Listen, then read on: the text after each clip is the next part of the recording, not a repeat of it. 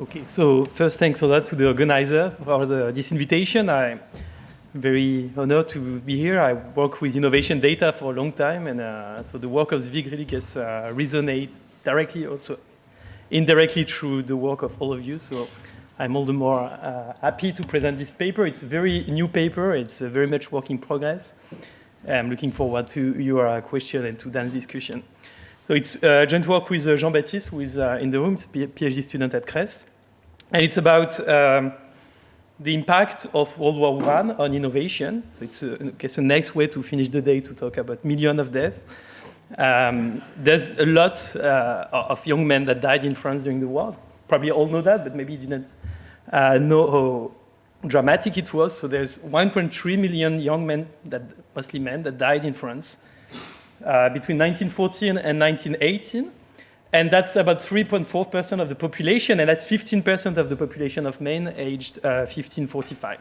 There's many more people that have been injured, 4 million.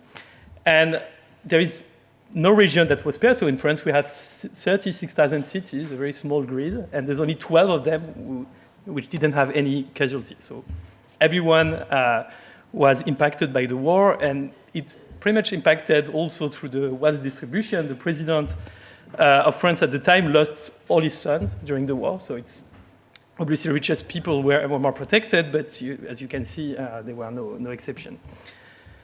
In this paper, we ask a very simple question, which is, what was the impact of such a significant shock on innovation, and also innovation on the long run after the war? A priori, we expected to see a negative impact, and we could think of many, many plausible channels. Could be that fewer people, also fewer ideas. There are also many inventors, I will talk more about it later, but also engineers that died during the war. So there's a clear loss of human capital. And there's also a more hidden loss of human capital from the fact that during 4 years, people didn't go to school or had a very degraded education. So there's less exposure to the young to scientific activities or to research or to innovation, which mean that potentially we lost even more Einsteins, to take an expression that Xavier worked on. And in fact, it turns out that the number of patents in French increased a lot after the war, and it's even greater for labor-saving technologies. This is the number of patents filed every year in France. It's standardized to be equal to 1 the year just before the war.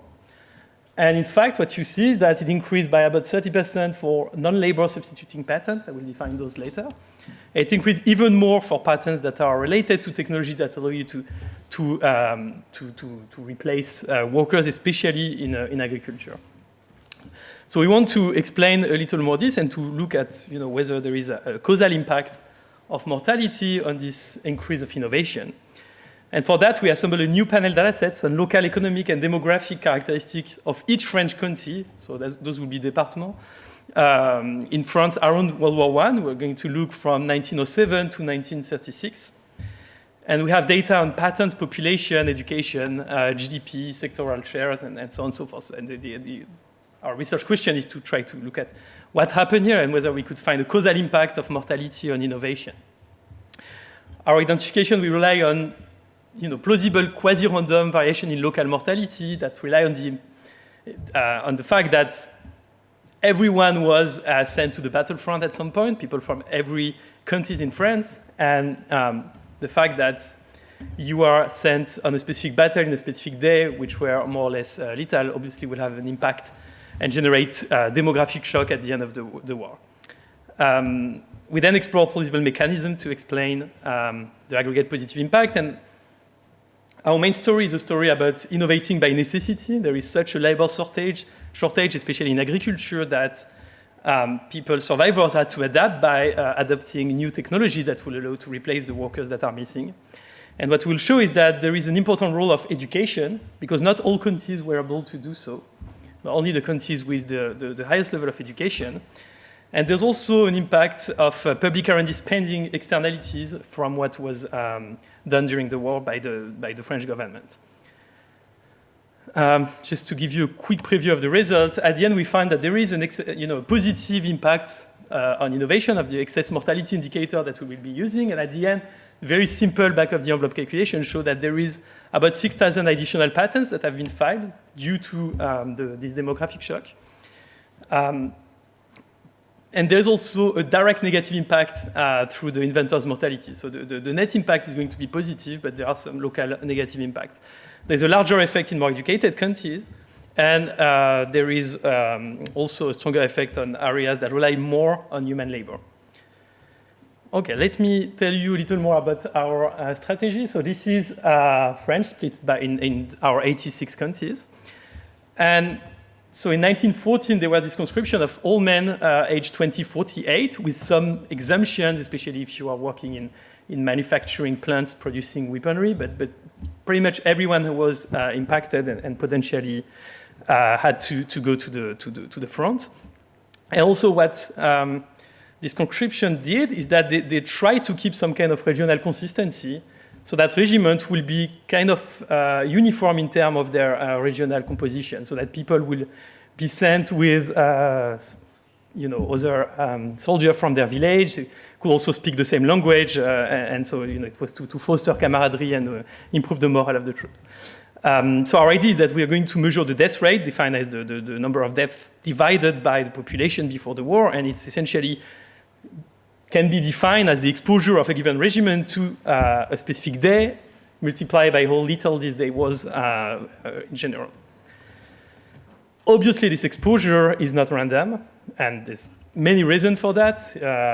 Economic factor can explain why you will send less people to the battlefront, especially if you have a huge manufacturing weapon producing sector, we keep more workers behind the front line to produce the weaponry. There's also demographic factors such as age, citizenship, gender, because mostly men were sent to the front.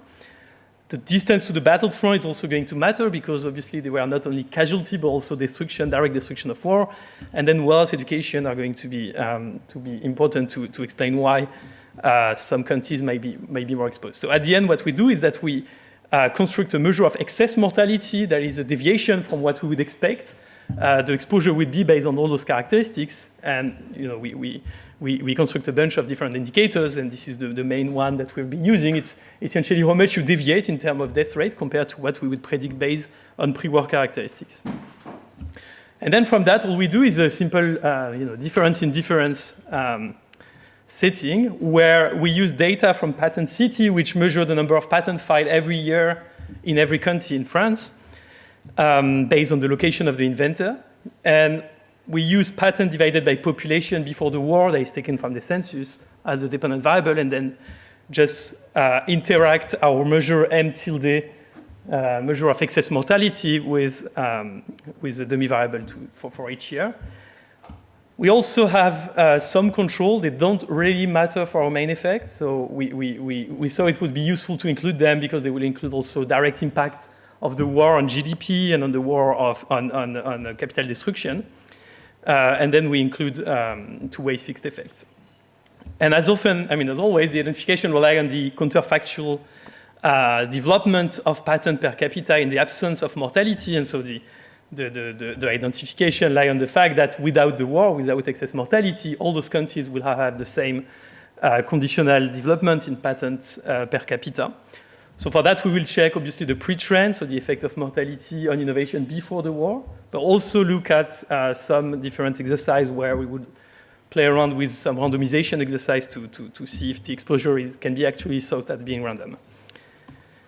Okay, so this is the first result. This is the result from this simple difference in difference. This is, again, the response of patent per capita on excess mortality. So you see that there is a small positive effect. If we look at the magnitude, it's not super large. It's 0.36 with quite a large standard deviation. And that's kind of small if you compare to the average. So that would be the 0.36 is the average post-treatment coefficient, and it's the response to one standard deviation of excess mortality. The average number of patents per capita every year is 5.6. I should say that the denominator is 100,000 inhabitants. Okay, so that's 5.6 patents per 100K inhabitants. So the increase is very small. But in fact, it's much larger in countries that are more labor intensive, and we define this as countries which use more unit of more workers per unit of surface of land. And if we restrict on those countries, you will see that the impact is much larger. We find a 1.8 increase in number of patents per capita with also a much more precise coefficient. So that suggests that overall the human capital effect dominated, and it was dominated, by the innovating by necessity channels. So somehow those countries managed to generate more innovation to compensate for the missing additional missing workers. Does it mean that excess mortality did not have any negative impact? Not so clear, because when we look directly at the impact of war on future invention, something that naturally came to mind was to see whether a lot of inventors actually died during the war. And because we have the name of all the casualties of World War I, we were able to match, to some extent, most of them to the patent register, and we retrieved 8,000 dead inventors. So that's 12% of the total of inventors before the war. So it's kind of large, but it's less than the average death rate of male age 15-45, which is probably where most of the inventors would be at this time. And we find that in that case, technologies that are in the top 15% in terms of inventor mortality experienced a decline in patenting after the war. So it's no longer through the geographical heterogeneity, it's through the technology heterogeneity. So to the extent that you can be killed regardless of in which technology you are patenting, this could be, I think, seen as a quasi-random experiment. This is the difference in difference. This is still using the county level, so it's allocating inventors to the county where they file the patent, and this is doing the same exercise at the technology level. Okay, so next step, we want to explore further the heterogeneity. So we saw that the effect was higher and more pronounced in countries where we rely more on labor-intensive activities. We can also look at the heterogeneity with respect to education, because we know that to implement those technologies, those new technologies, we need some kind of capabilities, and we saw it with the keynote on Tuesday, that you need also people, not only inventors, but people to be able to implement and to craft those new innovations. So what we do is that we augment the model. We also interact mortality with the level of pre-war education, which, to simplify, we just use a binary variable, which is equal to 1 if you're above the median in terms of education. We have different, alternative measures, but this is the simplest one. And what we find is that this interaction terms is clearly positive, which means that if you are in a country that is above the median in terms of mortality, in terms of education, mortality is going to have a very important effect on future innovation. The average coefficient is 2, so it means that there is an additional 2 patents per 100K inhabitants. Again, remember that the average is 5.6, so it's kind of a significant effect. And if you look at countries below the median, the total aggregate effect is minus 0.5 patents. So there is some kind of substitution being at play here. It's not true for all educations. We could look at secular schooling, which is the kind of more standard education, which includes scientific education, and opposite to Catholic schooling, which was still very important in France at that time. And you see that if you take countries that are above the median in terms of Catholic education, there is no real effect of education, which suggests that it's not just that education is correlated with some hidden variable, which could be wealth or enlightenment or whatever. This has to be with the specific type of education. Just to continue a little more on the mechanism, so if we come back to the general idea, the mechanism to generate this positive effect would be very simple. There is an excess mortality that creates labor scarcity, especially in agriculture. And this incentivizes, could be increasing the wage of the remaining workers, but in any ways, it incentivizes survivors to innovate, to compensate. But this innovation can only be done conditional on having the capabilities. So that's the education result that I just showed. It was also made possible by massive public investment that were done during the war. So this is very preliminary, but there were actually a lot of government spending also to subsidize researchers and inventors into generating new innovation that would be helpful for the soldier in the battlefront. It's not only, as Dan presented on Tuesday, it's not only building weaponry, it's also medical devices, and actually a lot of technologies are impacted. And so what happened is that famous professors, and actually most of the professors at Collège de France, and so Philippe, you know what to do. They had to review all those projects and to decide whether or not to subsidize and to send to finance this project. So at the end, we retrieved I think 5,000 projects that have been subsidized. The amount of money spent is quite massive. At the end, there is 3 times the level of GDP of 1913 that's been spent during the war, not only on subsidizing R&D projects, but overall as government spending. And so what we did is that we calculate the exposure at the technology time country level of this unit on this local subsidies. And we do our definitive exercise where the treatment variable here is how much money you receive through this government spending. And you see that there is a noisy but positive effect, which means that if you receive more subsidies in your technologies in your country, you will be more able to develop technology further after the war. Okay, we also show more direct support of our mechanism by looking at additional data that we could retrieve. So the main thing that we did is that we find that the effect is concentrated on labor-saving technologies. So we took the title of patent. This is unfortunately the only piece of the patent that we could use at this stage. We did a little bit of keyword searching on the title, and we tried to split patents based on whether or not they are, they are associated with a technology that could be substituting for labor as opposed to other technologies. And we could split then the sample, the dependent variable into 2 categories. Labor substituting patents, they could be machine related, automation related, electricity related. And we all find this is the average post-treatment coefficient. It's always significant. And you see that the average pre-treatment coefficient is not significant. So there is no difference along that dimension. If you restrict to other patents, and that's the majority of other patents, there is no much effect. So most of the correlation between mortality and future innovation development comes from those labor substituting patents. We also show that there is an increase in agriculture machines. And there is also an acceleration of structural change. So the share of agricultures in those countries more impacted will decrease faster than others.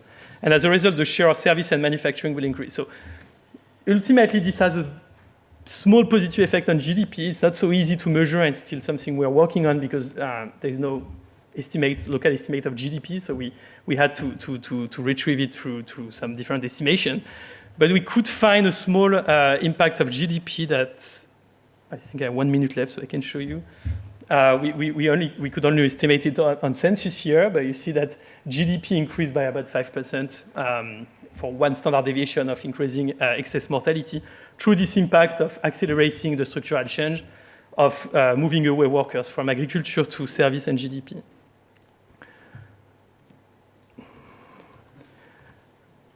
Okay, we have a lot of robustness checks. The simplest one is just trying to measure excess mortality differently. We also measure education using so the baseline measure of education, I should have said, is the enrollment rate at secondary schools. But we also look at the baccalaureate rate, which will be the share of students starting graduating from high school.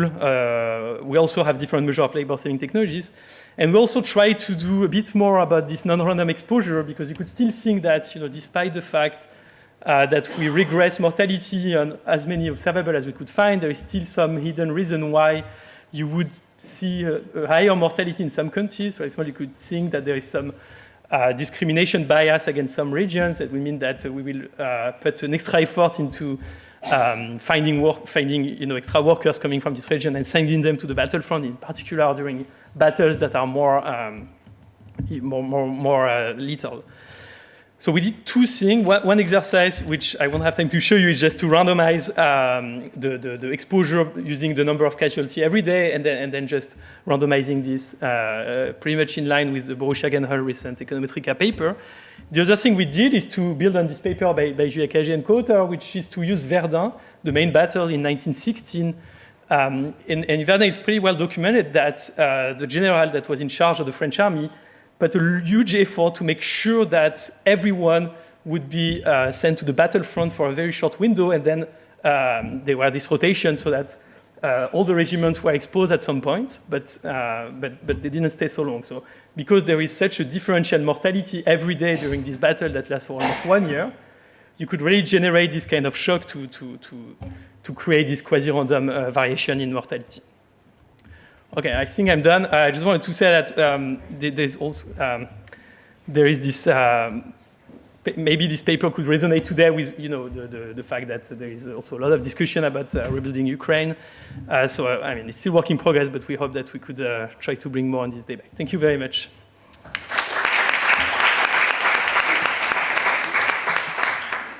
Come down here then. Okay, this will work just fine. Well, it's a pleasure to be here. Thanks for actually giving me this paper too. It intersects a lot of my interests: history, war, innovation, labor-saving innovation. So I guess maybe someone somewhere found their way to the right guy, perhaps. And also here in this memory of Zvi, I've been thinking throughout this how much I would have loved to have met Zvi, of course. Shane at dinner a couple nights ago did an incredible impression that sounded like my great uncle from Hungary who also fled the Holocaust. It's like you can imagine the deep, raspy voice with the accent and everything. So it's nice to bring it to life and be here for it. Okay, let's go ahead and jump in. I think the place to start with this is like really to take a step back and observe that the costs of World War I, the Great War, on France were just staggering. The mortality impact. For those who are French in the audience, many of us, this is not news. For those who aren't, and we may have to dig up memories from high school history, but it's a really big deal. And so 2.5 million casualties, over 1 million deaths out of a 40 million population. And we're talking, especially because we're talking about, of course, prime working age males who are conscripted, 15% of that population sadly passed away. And it doesn't just end there, right? Because you take away a large chunk of the reproducing population, fertility drops too, and so these impacts perpetuate in any number of ways. And so a version of this figure was shown before. This is just to illustrate that these impacts reached across the country. So there has been prior work, particularly a surge of recent work, harnessing these very data, which I'll say something about in a second, exploring demographic impacts, female labor force participation, the aftermath, and so on. And so what this paper is really looking to do is to ask the question we're interested in this audience: did labor scarcity induce labor-saving innovation, and when? And there's a bigger question here, which is, could that overcome the loss of scale effects and market size that occur when 15% of the prime working age male population perishes in a war? And so the way I think about this paper is that it's a Habakkuk hypothesis for interwar France. That's, I think, the way to see the paper. I'll talk more about induced innovation, directed technical change as we keep going. But looking to explain the mechanization of French agriculture and more through this event. And so at the center is this remarkable data source, the Mort pour la France, which is essentially a record of soldiers who died in war with very detailed data on when and where they were, where they came from, things like this. And it's what makes this research possible, and hopefully many more papers to come too, because I think there's a lot more to learn from it. So the core exercise here is, I'll go over this very quickly, but since it is late in the day, it's useful to refresh. It's an analysis on a department panel. Like counties is what we were calling it here. So a county panel from pre-war to post-war to the edge of World War II. And on the one hand, as an outcome, we have patenting, using another great resource that Antonin has put together, the Patent City data. I've used it. I encourage others to use it. It doesn't just cover France. It covers England, the US, but it geolocates patents better than any of the resource has before. And so that's one input. Then there's also mortality, which is standardized excess mortality. Basically, because county level mortality can correlate with some other stuff, the idea is to try to residualize that out, take the residual and standardize to get some interpretable units, and that's the metric being used here. And also education metrics. So measuring something like the educational attainment of these local counties based on pre-war measures, not post-Great War, but pre-Great War measures, and then relating those to each other. And so we have a specification like this, where you have more residualized mortality and education on the right, or also we have them interacted. That's what this paper is getting at. And then a deeper dive into mechanization patents. In some work, especially using modern data, mechanization patents are measured using more of the methods that Dominic presented earlier, kind of like, not in a different context, matching up patents through their semantic similarity to ONET task descriptions or dictionary of titles in the US. That's not possible here. Here we instead use keyword searches, probably close enough. So it's searching for the words like machinery, automation in patent titles. And so the upshot of the paper is that World War I induced labor-saving innovation in counties with high excess mortality and high education. And so we see this in the results that I'll just blow through quickly. It's particularly present or salient in the interacted results. So it seems like education was a mediating factor. In order to adapt to this shock, it was useful to have a more educated local population. And then a disproportionate effect on labor-saving stuff.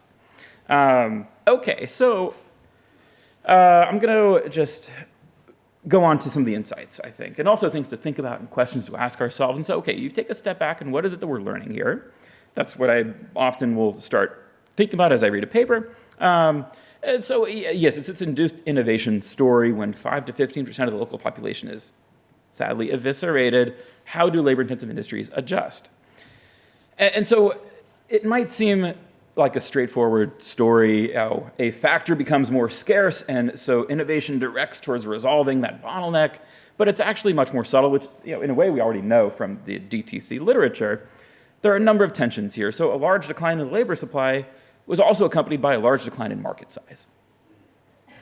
Or this labor scarcity and the rise in the price of labor was actually probably coincided with, I haven't actually checked this, I should, a rise in the cost of capital. I mean, the government just had to finance a major war, right? And so interest rates may not be low either.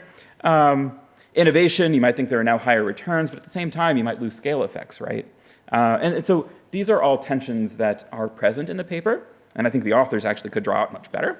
But the way I see the paper and the evidence right now is as kind of pointing the needle down the dial in the direction of the left side of this graph chart.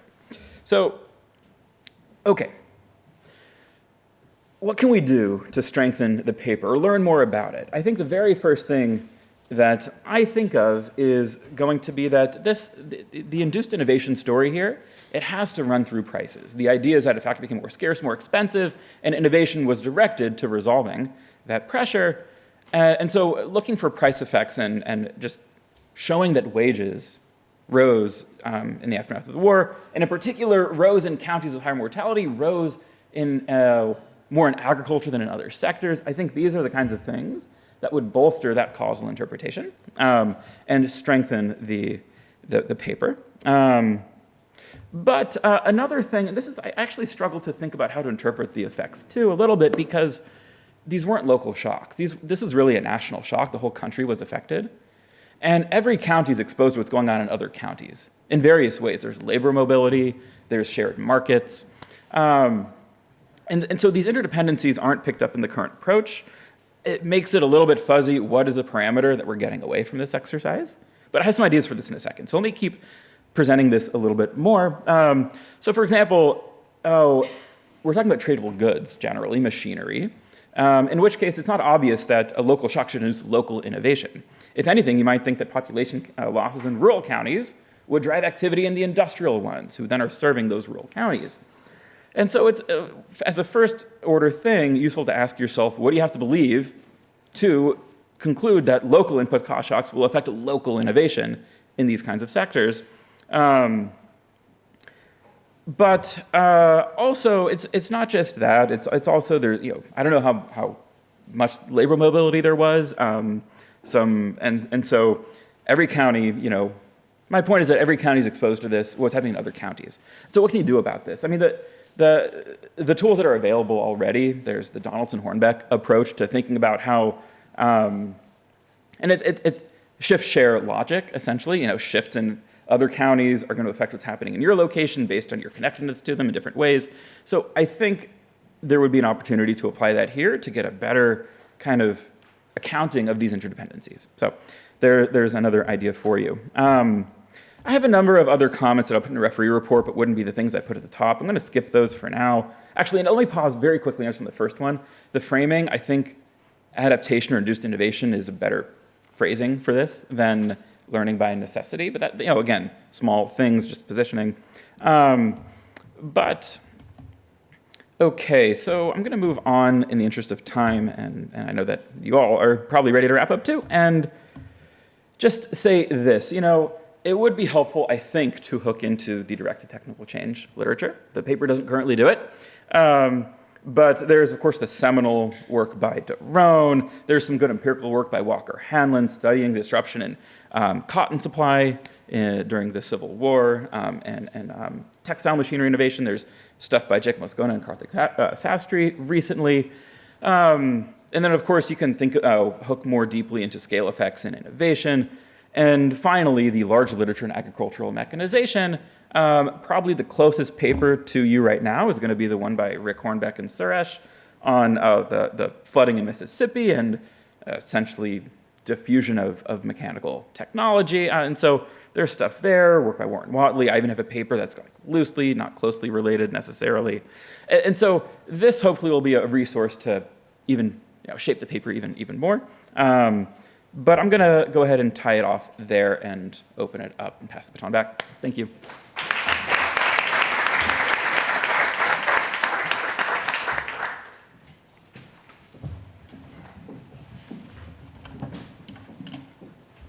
Feel free to take some time to respond if you'd like, and then we'll Okay, I won't take a lot of time. So thanks a lot, Dan. It's very, very useful for us. We're still working on the paper, so it's going to be super useful resources. I don't have a lot of response to give you right now. I mean, the wage first stage, I completely agree. This is we are looking for data, and we'll definitely try to add a first stage. The rest, I mean, thanks for the references. We also know that we missed a lot of things in this literature. We'll definitely have a look. Can I just say something that I forgot to mention? I should have done it. That this project has been subsidized a lot by the innovation lab that Philippe, and I should have put it on the front page. So sorry, that's a big mistake on me. But I mean, he helped us a lot, and thanks a lot. No longer being supported. So no wage regression then.